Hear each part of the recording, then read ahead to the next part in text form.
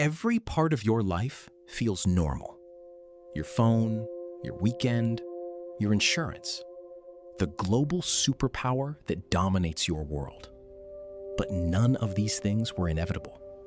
They were born from panic, from disaster, from war, from mistakes. History didn't carefully design the modern world. It backed into it through catastrophe. And the systems controlling your life today are often the aftershocks of events you were never taught to question.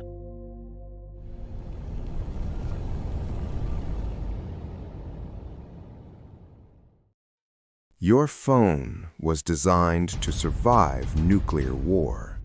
It just wasn't built for you.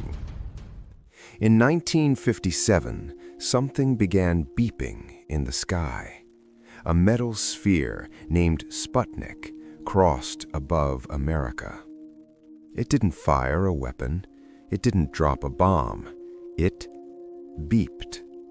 And that sound terrified a superpower. Because if the Soviets could put a satellite in orbit, they could put a warhead anywhere.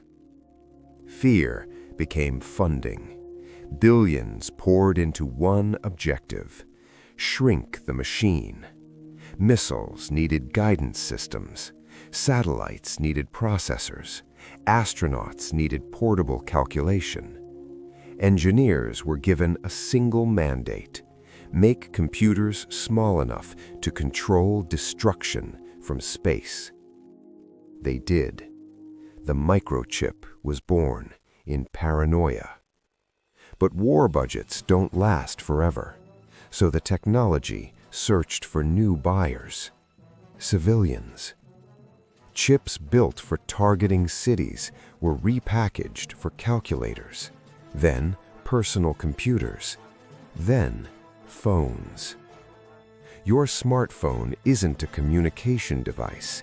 It's a civilian version of a military solution, refined, miniaturized, sold back to you. Now imagine Sputnik never launched. No panic, no arms race. Computers remain room-sized for decades. No GPS in your car, no instant maps, no constant connection.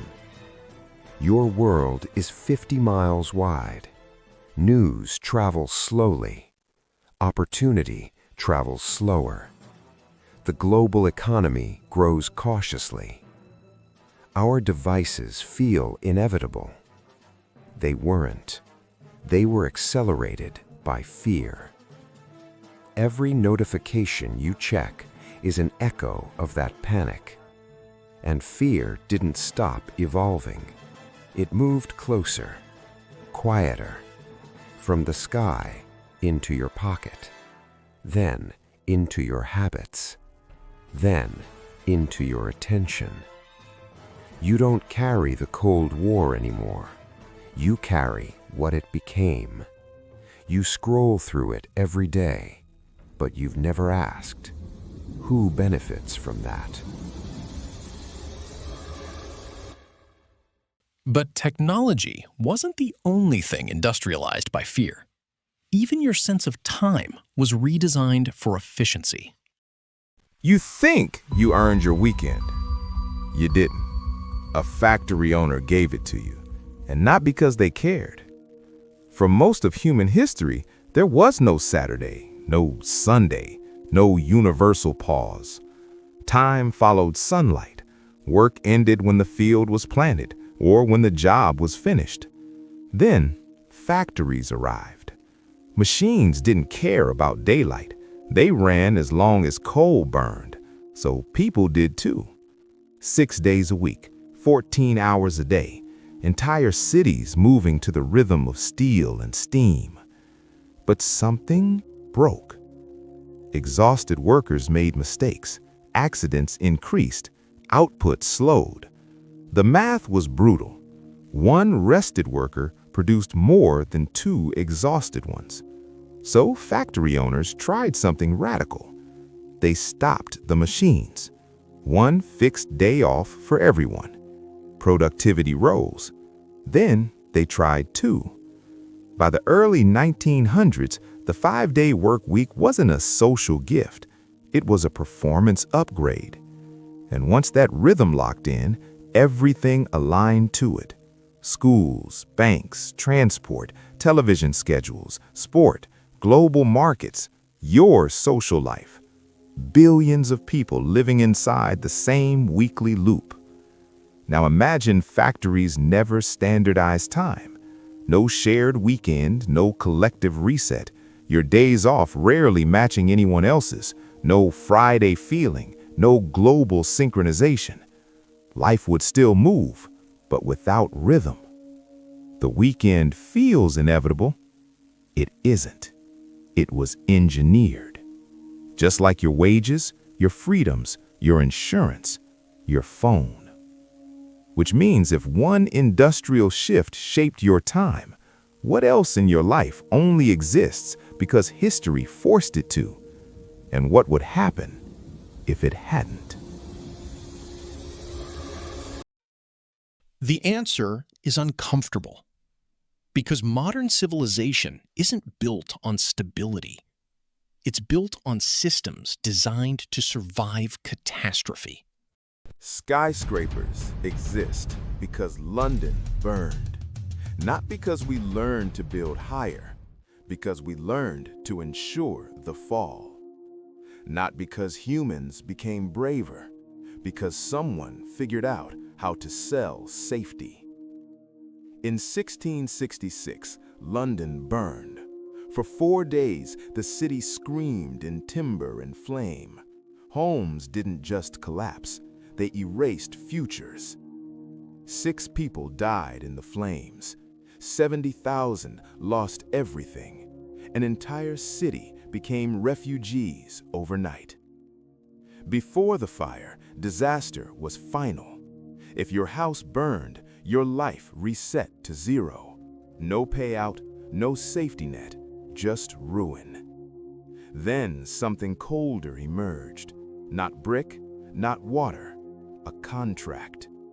Pay us now, and when fire returns, we will make you whole. Insurance was born in smoke. Metal plaques marked the insured buildings. Private fire brigades saved only those with the symbol. For the first time, survival was purchased. Risk stopped being fate. It became arithmetic. And once catastrophe could be calculated, it could be sold. Banks began lending against insured assets. Investors built higher, knowing fire wouldn't mean total loss. Ships sailed farther because sinking became survivable. Factories expanded because one accident wouldn't destroy everything. People took risks they never would have dared. Cities grew vertical. Corporations stretched across oceans.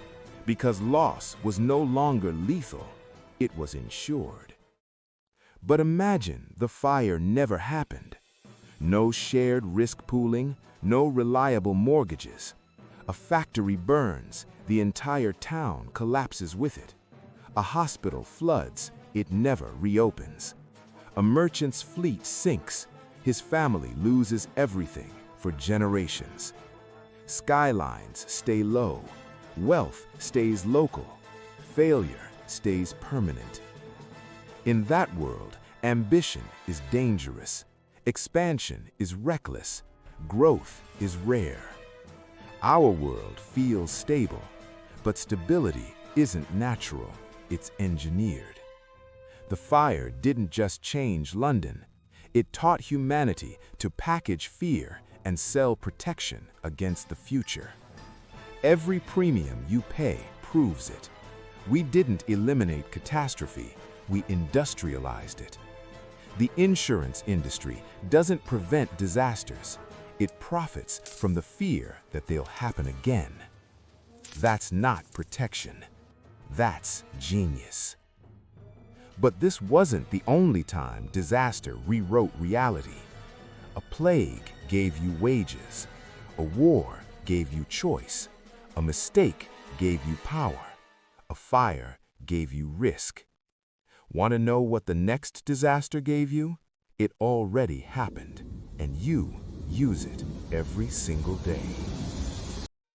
Because some disasters don't just change industries, they change which nations control the world. The most powerful nation in your world exists because of a mistake. Not perfect strategy, not destiny, a miscalculation. In 1914, Europe went to war. Empires mobilized, borders ignited, economies converted to total war.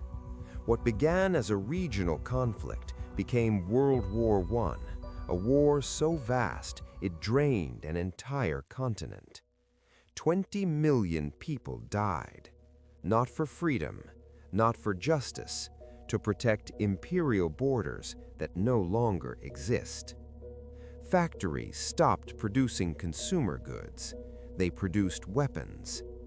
Governments borrowed heavily to survive, and they borrowed from one place in particular, the United States. American banks, American factories, American gold. At the time, America wasn't the world's financial center. London was, had been for a century. The British pound was the world's reserve currency. Every major deal, every global trade route, every international loan ran through London.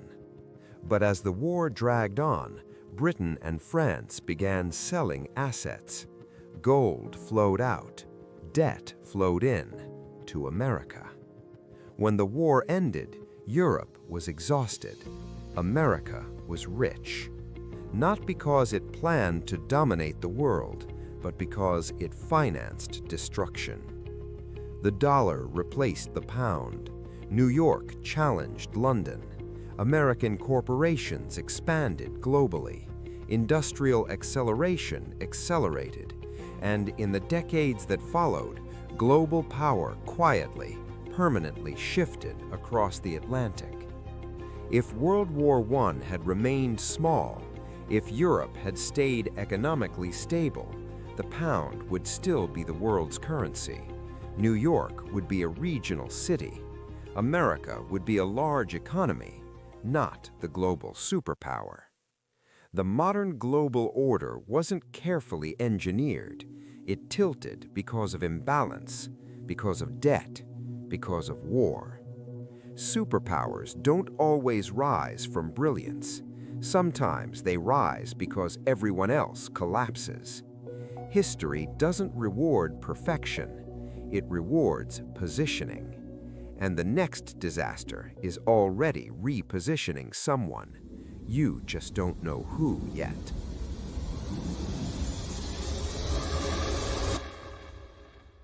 The modern world wasn't built in peace. It was assembled in reaction. Every crisis left something behind. A technology, a system, a habit, a new form of control. And once those systems arrive, they stop feeling temporary. They become normal, invisible, inevitable. But history shows something unsettling. The next system shaping your life is probably being created right now, inside a crisis that still looks temporary.